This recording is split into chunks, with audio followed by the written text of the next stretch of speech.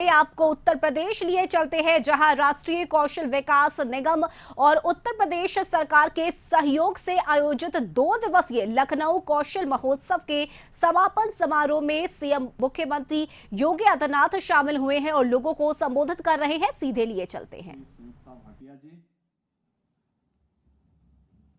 इस कार्यक्रम के संयोजक युवा नेता श्री नीरज सिंह जी,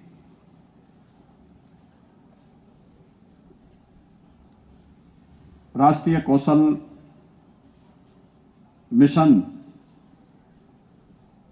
के सीईओ श्री वेदमणि तिवारी जी, प्रमुख सचिव प्रारंभिक शिक्षा एवं कौशल विकास विभाग श्री सुभाष चंद्र शर्मा जी, प्रमुख सचिव श्रम और सेवायोजन श्री अनिल कुमार जी, और आज के इस लखनऊ कौशल महोत्सव में उपस्थित लखनऊ के और आसपास के क्षेत्रों से उपस्थित सभी मेरे युवा साथियों, भाइयों बहनों, हम सब आभारी हैं आदरणीय प्रधानमंत्री जी के, जिन्होंने देश के युवाओं को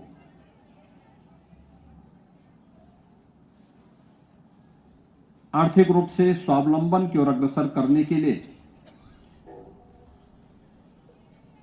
प्रधानमंत्री कौशल विकास मिशन के माध्यम से एक नई उड़ान दी है। और लखनऊ में आदरणीय प्रधानमंत्री जी के विजन को भारत के यशस्वी रक्षा मंत्री माननीय श्री राजनाथ सिंह जी के नेतृत्व में और युवा नेता श्री नीरज सिंह जी के द्वारा लखनऊ कौशल महोत्सव के माध्यम से इसे जमीनी धरातल पर उतारने का जो एक प्रयास 2 दिवसीय इस महोत्सव के माध्यम से हुआ है, यह अत्यंत अभिनंदनीय है। मैं इसकी सराहना करता हूं।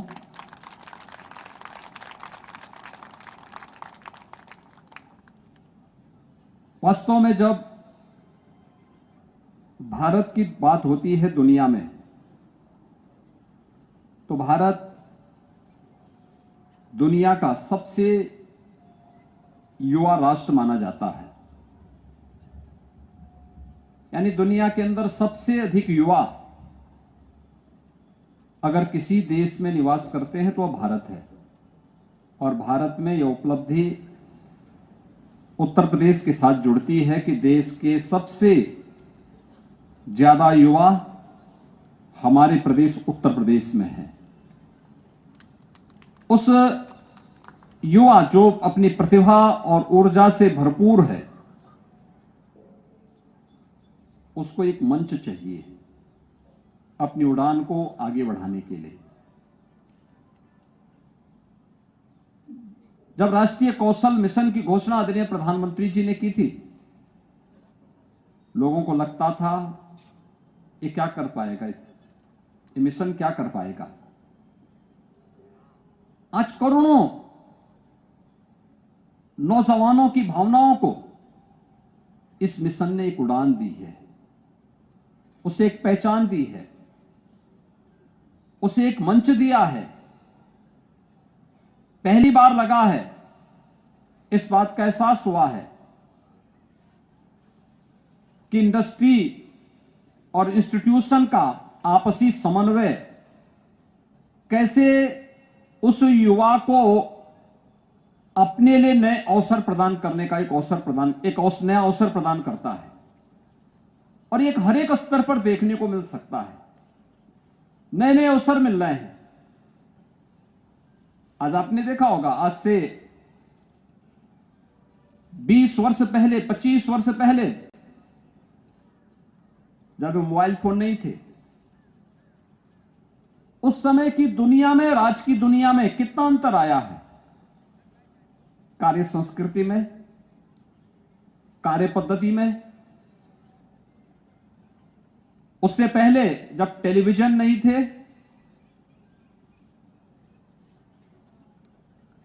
एक गांव में कहीं या किसी एक मोहल्ले में किसी एक घर में टेलीविजन होता था, पूरा मोहल्ला वहीं जुट करके किसी एक सीरियल को देखने के लिए मजबूर रहता था। लेकिन दुनिया बदली तेजी के साथ, और तेजी के साथ बदलती हुई इस दुनिया के साथ जब समाज चलता है, उससे 10 कदम आगे हमारा युवा सोचता है, तो विकास की एक नई ऊंचाई को छूता हुआ दिखाई देता है। पहले टेलीविजन की दुनिया में, बाद में मोबाइल की दुनिया में, और अब तो 5G की सेवाएं जब प्रारंभ हुई हैं, ये लाखों और करोड़ों ऐसे अवसर प्रदान करने जा रही है जो हर एक नौजवान की